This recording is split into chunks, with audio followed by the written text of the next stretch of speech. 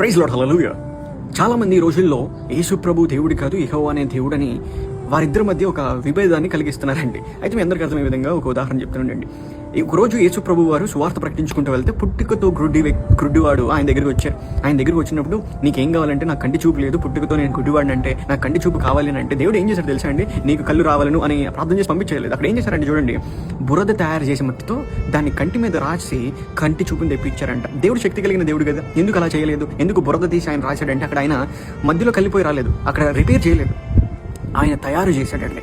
ఏదైతే సృష్టి ప్రారంభించినప్పుడు దేవుడు మట్టితో ఆదమును అవ్వను తయారు చేశాడో, అదే దేవుడు దానిలో పాలిభాగస్తుడై ఉన్నాడు కనుక ఇక్కడ పుట్టుకతో గుడ్డివాని వ్యక్తికి ఎవరైతే ఉన్నారో ఆయనకి కూడా ఆ మట్టితో కళ్ళను కలిగజేసి ఆయన్ని కూడా త్రిత్వములో భాగమని రుజువుపరుచుకున్నారనే విషయాన్ని జ్ఞాపకం చేసుకోండి. కనుక త్రియేకమై ఉన్న దేవుడిని జ్ఞాపకం చేసుకుని విభజించకండి. ఆ విభజన వల్ల మళ్ళీ ఓడిపోకండి. సింపుల్గా త్రిత్వం, ఆయన సజీవుడు, తండ్రి కుమార పరిశుద్ధాత్మను ఒక్కరే అనే విషయాన్ని జ్ఞాపకం చేసుకోండి. విభజించి మళ్ళీ దాని గురించి విభేదాలు కలిగించుకుని విశ్వాసాన్ని పాటు చేసుకోకండి. దేవుడు మిమ్మల్ని దీవించును గాక.